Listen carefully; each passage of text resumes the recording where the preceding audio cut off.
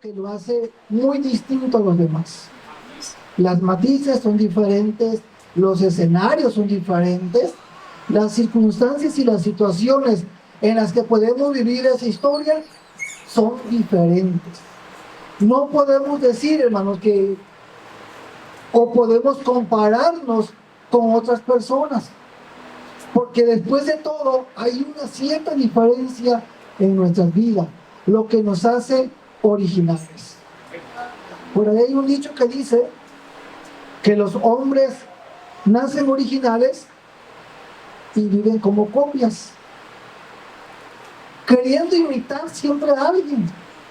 Hay jóvenes que quieren imitar a artistas, otros quieren... Yo recuerdo, hermanos, que hace algún tiempo, bueno, los que son de mi época, ¿verdad? Querían imitar a esta artista que era muy famosa, Enya Moreno. Querían cantar igual que ella.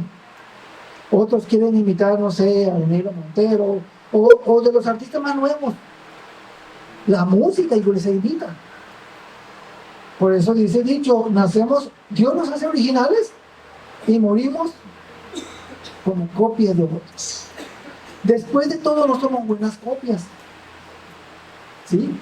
Pero bueno, la Biblia dice claramente que tenemos historias muy, muy diferentes. Por ejemplo, ¿quién ha vivido la historia de Abraham? Yo creo que nadie. Dios no le ha pedido que sacrifique un hijo. Que tome el cuchillo, lo ponga sobre un lugar áspero, no sé cuántos se han acostado sobre las leñas o los leños. Es más, ni siquiera en una cama de madera no hemos acostado. O sea, la cama así, sin colchoncito, sin algodoncito, sin nada de eso. ¿Verdad que no? Y mucho menos sabiendo lo que viene después. ¿Quiénes hemos vivido, por ejemplo, la historia de Jacob? La historia de David. Es una historia muy triste. Ya sabemos cómo termina David. No sé cuántos hemos vivido, hermano. Por ejemplo, la historia de Pablo. Quizás queremos seguir los pasos de Pablo como predicadores, como misioneros, pero no hemos vivido su historia. Pablo murió decapitado. Pedro muere crucificado. Bueno, yo sé que nadie quiere vivir la historia de Tomás, porque Tomás se hace el incrédulo. Pero yo les puedo comprobar con la Biblia que Juan era más incrédulo que Tomás. Y sin embargo, ese punto no lo notamos. Tomás muere atravesado con una lanza en la India. Santiago, ¿cómo muere Santiago? Nadie ha vivido la historia de Santiago. Son historias diferentes. Dios nos ha hecho como historias originales, con protagonistas quizás. Algunos son iguales. Por ejemplo, tenemos a Dios y al diablo. Porque esta es una lucha, hermanos, entre Dios. Yo no considero al diablo como contrincante de Dios, porque el diablo sigue siendo una creación. Nosotros quizás los hemos puesto en ese plano, pero el diablo no es ningún, ¿cómo le podemos llamar, hermano? Ningún oponente para Dios. Quizás no será para nosotros. Así hemos escrito la historia, así se ha escrito. Recordemos que Dios es el que determina los pasos incluso de los demonios. ¿Sí? Y vamos a ver una historia muy peculiar, una historia con la que quizás nos podamos identificar. Pero antes, hermanos, vamos a orar. Vamos a pedirle al Señor que nos ilumine. Gloria a Dios. E inmediatamente vamos a buscar el libro de Job, capítulo 1, versículo 1. Oremos. Gracias, Señor. Gracias, oh Dios, porque tus misericordias siguen siendo nuevas cada mañana. Porque, Señor, estamos en tus pensamientos, en tus planes. Estamos en tus propósitos, Señor. Y todo lo que pasa, todo lo que sucede es parte de tu maravilloso plan. Por eso, Señor, cada incidente cada bendición, cada, Señor, momento quizás agradable o desagradable, lo vivimos con gusto y con amor, porque estamos en tus pensamientos, porque somos parte de tu historia, Señor, porque formamos parte de tu elenco, Señor, en este escenario maravilloso en el que nos has puesto. Gracias, Señor, porque, Señor, soy parte de ti. Gracias, Señor Jesús, porque por tu amor estoy aquí y por tu gracia, Señor, he sido aceptado en el cielo, aceptado en el amado. En tu mano nos encomendamos, no sin antes pedirte, Señor, que abra nuestro entendimiento, nuestras mentes, y podamos aprender esta hermosa lección. En tu mano nos encomendamos. Amén y amén. Pueden tomar sus lugares. Dice Job capítulo 1, versículo 1, hermanos. Hubo en la tierra de Uz un varón llamado Job. En hebreo se dice Iyab. Y era este hombre perfecto y recto, temeroso de Dios y apartado del mal. Bueno, Job, hermanos, es parte de una lucha, o es parte de una charla, porque ni siquiera no era un pleito, hermano, no era una lucha entre Dios y Satanás. Ya les expliqué de que Satanás no lo considera un oponente para Dios, no lo es. Pero Satanás, dice la Biblia, que cuando fueron los hijos de Dios a presentarse ante el trono celestial, ahí en Zacarías capítulo 1, hermanos, la Biblia dice que Dios tiene mensajeros quienes rodean toda la tierra. 9 y 10. Todos ellos van y pasan reporte, aunque Dios ya lo sabe, hermano. Pero así lo considera, gracias, hermano, así lo consideras el profeta. Mensajeros que van y ven cómo está la tierra, cómo está el sistema político, el sistema económico, el sistema religioso. Y Dios, que ya lo sabe todo, recibe de todas maneras el reporte. Porque Dios es bueno, ¿no? Dios siempre será bueno. Bueno, pues llega el diablo y dice el Señor, ¿y de dónde vienes? No, pues vengo de pasear, de rodear la tierra, vengo de andar por ella.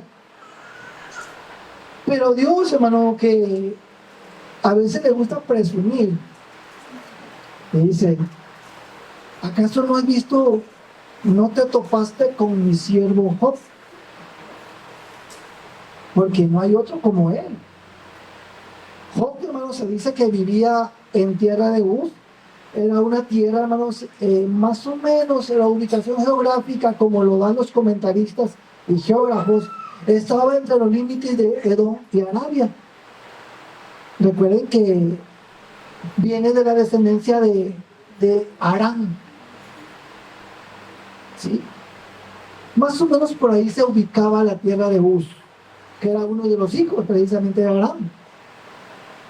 Y le dice, ¿acaso no has visto a mi siervo Job? ¿Y qué le dice el diablo? ¿Acaso sirve Job a Dios de balde? ¿Qué le quiso decir con eso? ¿Tú crees que Job está así porque... No, es que Job te sirve porque tú le das todo. ¿Cuántos camellos tenía Job? 500 camellos. 3,000 ovejas. ¿Quién tiene 3,000 ovejas, hermano? ¿Quién tiene 500 camellos? El camello era un medio de transporte en aquel tiempo, muy caro. 500 yuntas de bueyes. Era un hombre acomodado. Y en el oriente antes se consideraba, hermanos, que las personas que tenían posesiones eran porque estaban bien con Dios. Por eso el diablo viene y dice, no, pues es que Job, mira, lo tienes consentido, lo tienes con dinero. Antes también el tener hijos era una bendición. Y lo vemos en los salmos. Tener hijos era una bendición. ¿Y tenía cuántos hijos? 10 hijos. Y hermano, fíjense la vida de lujos que los hijos de Dios llevaban. Dice que cada quien hacía banquete en su día e invitaban a sus hermanos. Cada cumpleaños, yo digo que a lo mejor se quedó corto aquí el escritor. Un hombre de esa capacidad, un hombre con ese poder adquisitivo importante, que hasta vinieron 3 amigos, hermano, de otras tierras, a ver la condición de este hombre. Yo creo que esos muchachos se la pasaban de fiesta en fiesta, y no eran los invitados. A veces nosotros somos los invitados, no, eran los patrocinadores. Por eso dice el diablo, no, es que no tiene bien consentido, por eso Job te sirve. Aquí no habrá alguien, hermanos, de aquellos de los que Dios no tiene consentido y por eso sirven a Dios. Por eso están aquí en la iglesia. Como Dios les dio un milagro, voy a agradecerle al Señor por lo que hizo. Pero si no era ese milagro, aquí no lo vemos. No habrá por aquí alguien que tiene un buen trabajo, el Señor me dio un buen trabajo, voy a la iglesia porque Dios me dio un buen trabajo. Y muchos no vienen o no venimos porque no hemos conseguido un buen trabajo. Esa no era la situación de Job. Entonces, desde este punto de vista, ya no estamos viviendo esta historia. Y dice la Biblia que el Dios o el Señor dice, mira, vamos a hacer un trato. Job no estaba enterado, Job, hermano, no le pidieron ni siquiera el consentimiento. A ver, Job, ¿quieres? No. Acá el trato fue entre el diablo y Dios. Vamos a hacer una cosa. Te voy a probar que Job sí me es fiel. Te voy a probar que Job sí me ama de veras. Y no por lo que tiene. ¿Cuál fue la primera prueba? Ve y quítale todo lo que tiene, pero no le tocas su alma. No lo toques a él. No, su alma fue después. Sube de nivel. Dice la Biblia que estaba Job, a lo mejor estaba orando. Así lo queremos, ¿verdad? A lo mejor estaba conviviendo con su esposa, no sé, un día feliz. Un día un domingo como el de nosotros, ¿verdad? Haciendo carnitas, tomándose las cocas o las aguas, a los que no les gusta la coca. Y de pronto llega un mensajero, Job, ¿qué? Vinieron los sabeos, una tribu nómada. ¿Y qué crees? Mataron a tus siervos y se llevaron todos los bueyes y los camellos. Se los llevaron. Y dicen que apenas estaba terminando este mensajero cuando llega otro. Job dice, ¿qué cree que pasó? Vinieron los caldeos en 3 escuadrones y se llevaron todas las ovejas, 3,000 ovejas. ¿En cuánto tiempo pasó todo eso? Y dice que todavía como que estaba, ¿cómo que no le puede ser posible eso? Cuando dice que llega otro mensajero, Job dice, estábamos en el campo y de pronto cayó fuego del cielo y tus yuntas se acabaron y murieron todos y nada más quedé yo. 3. A mí nada más me pasó 1, me andaba gritando. 3, hermano. Pero Job no se esperaba el último. Yo creo que nadie me espera esto. Dice la Biblia que apenas estaba Job como digiriendo, hermanos. Ya me quedé pobre. Cuando llega otro mensajero, dice, Job, estaban tus 10 hijos en la casa de tu hermano el primogénito, y de pronto llega un tornado, derriba la casa y todos se mueren.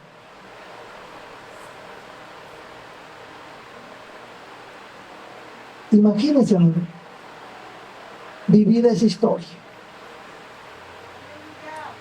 de desgracia en desgracia. Pierde sus hijos, pierde su trabajo, pierde su empresa, pierde su dinero, pierde su dignidad casi. Pero dice la Biblia que aún con todo eso que pasó, Job renegó. A veces nos las pasamos renegando, hermanos, y somos cristianos. Vivimos en oración. Es más, vivimos con la palabra en la mano y renegamos cuando algo no nos sale. Cuando algo no sale como quisiéramos que hubiese salido. Y más cuando hay dinero de por medio. ¿Acaso no ha pasado que, por ejemplo, un accidente? Es más, ¿cuántos se han, hermanos, vuelto hasta locos cuando acabas de sacar tu carro y llega alguien y le hace una rayita al chasis? No te mataron 10 hijos, no te dejaron pobre, le pasaron un pequeño rayoncito al chasis de tu carro y casi están asesinando al que lo hizo. Historias diferentes, hermano, con diferentes matices, pero diferentes grados, porque no amamos a Dios como lo hizo Job.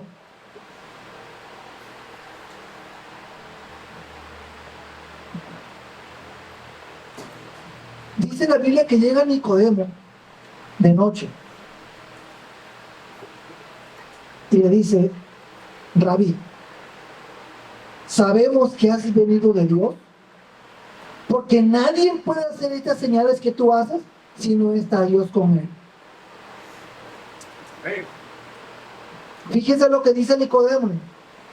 Nicodemo llega con palabras rebuscadas, elocuentes y halagadoras.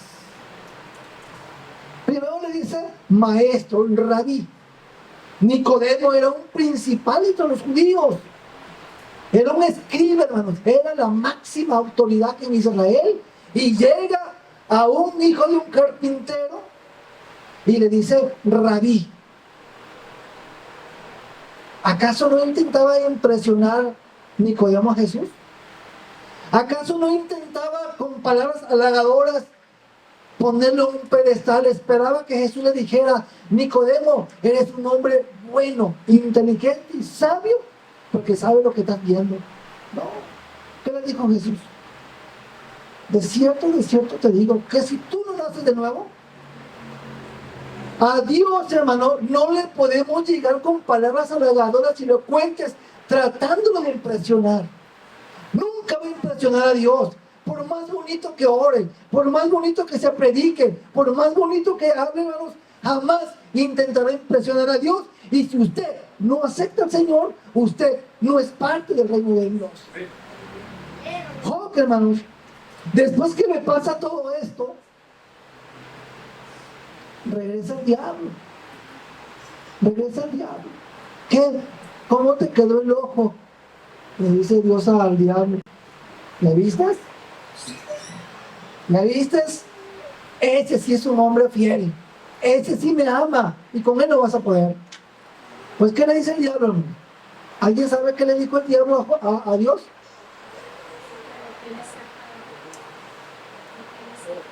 Piel por piel que no dará el hombre por su vida. ¿Qué le quiso decir? Los que murieron fueron sus siervos, no fue Job. ¿Cuándo se dieron cuenta de eso? Cuando dice la Biblia que atacaron los sabemos, ¿a quiénes mataron? A los siervos. ¿Quiénes murieron? Otros. Porque no lo tocas a él. Ah, no, tocaste a los esclavos. Pues por eso te sirve. Pero tócale a él y verás qué va a pasar. Ay, hermano. Cuando Dios diga, pues ve y toca a quién que ustedes quieren que toque primero al Señor. Ve y tócalo. Ve y tócalo. Pero no toques su alma. Dice la Biblia, hermanos, posiblemente los comentaristas dicen que lo que a Job le pudo haber dado es una enfermedad que se llama elefantiasis. Pero Pero algunos opinan que se quedó corto esa enfermedad. Que era una enfermedad, dice, según algunos, que era como una mezcla. El diablo buscó lo mejor de lo peor. Y lo juntó y lo mezcló y le dio todavía más maldad. Y ahí salió la enfermedad de Job. La Biblia dice que se rascaba con tiestos porque era muy grande su sufrimiento. Pero al final dice, hermano, que aún con todo eso, Job bendijo a Jehová. Y es cuando sale esa famosa frase que dice: ¿acaso recibiremos de Dios solamente bienes y no males? Claro, hermano, que es una frase un poco malinterpretada. Porque queremos decir que Dios también da los males. No. Dios no da los males. Los males serán por el pecado, la desobediencia del hombre. La cosa que nos pasan a nosotros a veces es porque somos infieles a Dios. Porque nosotros perdemos la mirada del Señor. Y entonces, ¿qué pasa, hermano? Nuestro propio pecado tiene resultados. Recuerda lo que dice la Biblia, que la paga del pecado, ¿qué es? La muerte. Aunque en este caso el resultado del pecado siempre será el mal. Este mundo, ¿por qué creen que está así, hermano? ¿Por qué hay tanto, lo que se le llama eso de desigualdad de género, no sé cómo se llama? Es por el pecado. Esto no lo provocó Dios. Hombres con hombres, mujeres con mujeres. Ahorita, espero que no haya alguien aquí. La Biblia dice claramente que Dios ordenó que el hombre se reprodujera. Claro, en un principio, hermanos, fue porque la tierra tenía que ser poblada. Pero hoy hay quienes se oponen incluso a este tipo de orden divina. Y no están viendo que también puede ser una afrenta contra Dios. Estar en abierta rebelión contra Dios. La Biblia, hermanos, aquí dice que para poder vivir la historia de Job necesitamos 4 cualidades. Para vivir la historia de un cristiano verdadero necesitamos 4 cosas importantes. Y las vamos a ver, hermanos, de manera rápida, porque son bastante sencillitas. No voy a pensar que son cosas que no podemos alcanzar. No, son bien sencillitas. Número 1. La Biblia dice en Job capítulo 1:1, dice: y este era un hombre, ¿qué? Perfecto.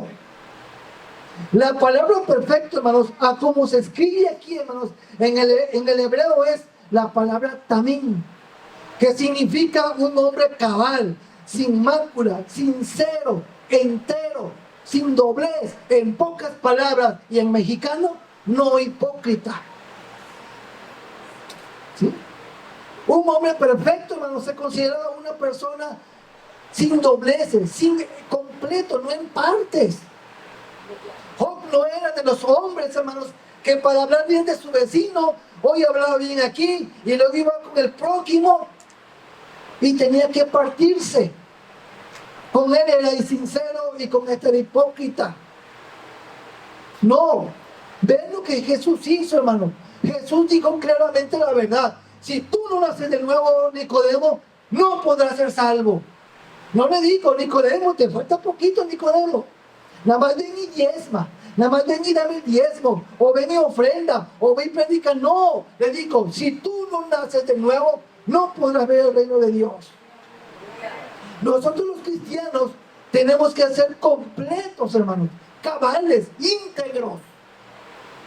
Es decir, no digo una cosa al hermano y voy con el otro y le cuento algo diferente, porque solamente andamos buscando quedar bien con los demás.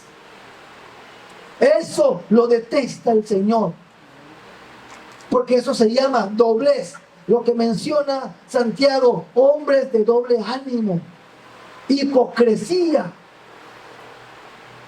Es el primer punto, hermano. Número 2, dice que era un hombre recto. La palabra recto, hermano, viene del hebreo yashar, que significa bueno, justo. Incluso, hermanos, Job dice que él recordaba cuando dice que él, si tenía oportunidad, o más bien buscaba las oportunidades para hacer bien a los demás, él lo hacía, porque era íntegro, ayudaba a los demás, a los necesitados. Por eso era un hombre bueno.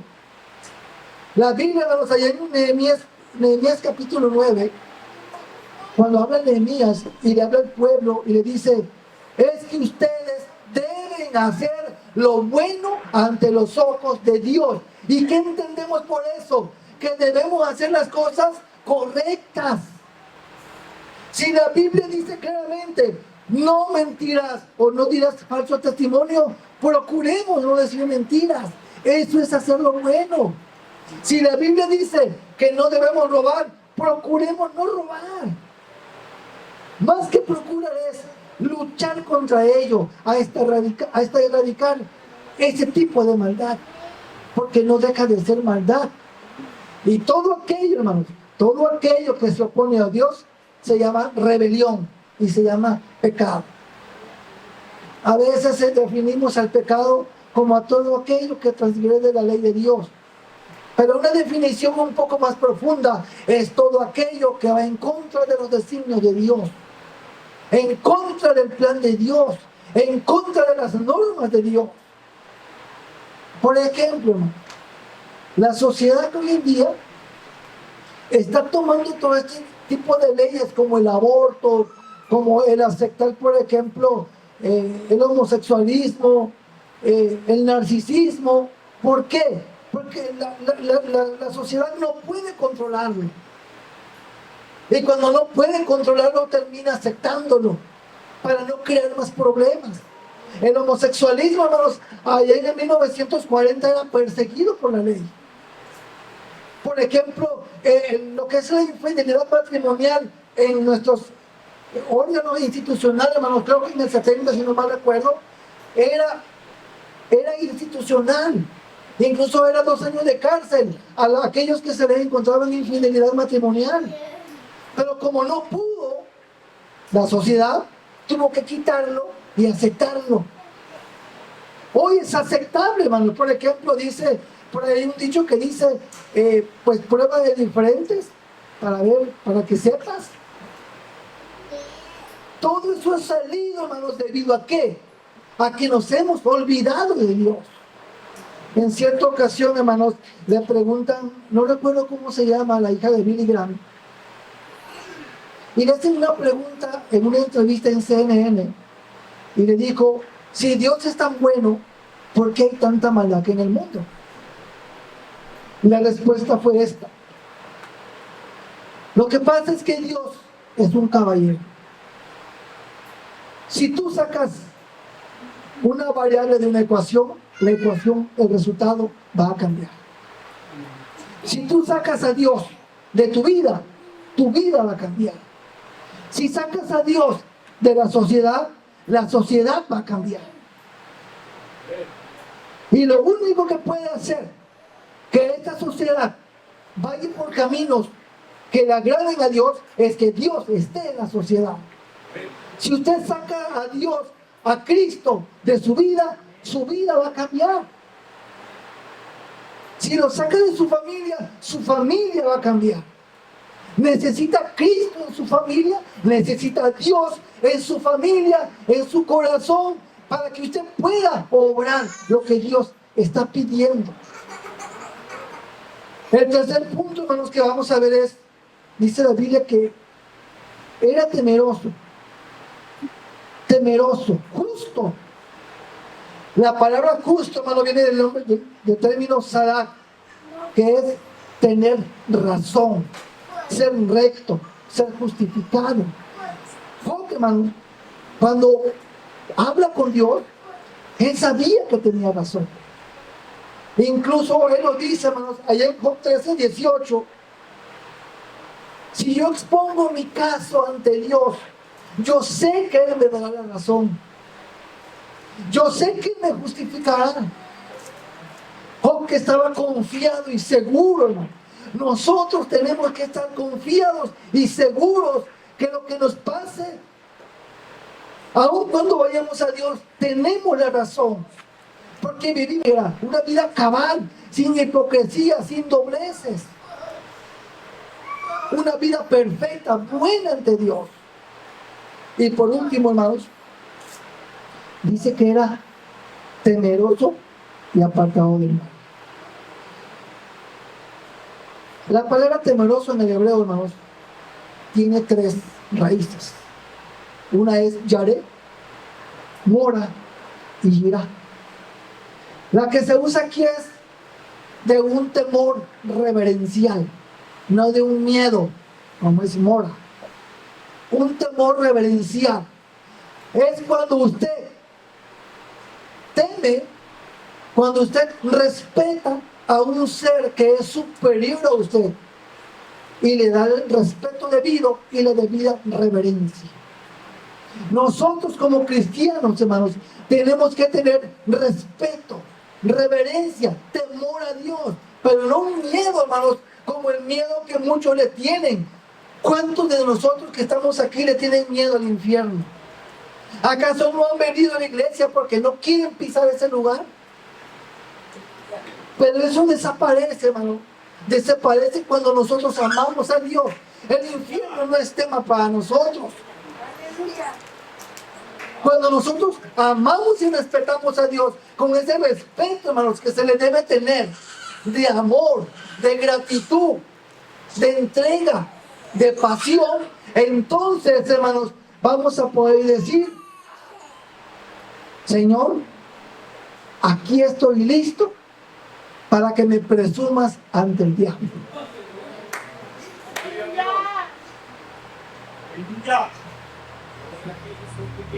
Dios, hermanos, es un hombre bueno y no lo va a hacer.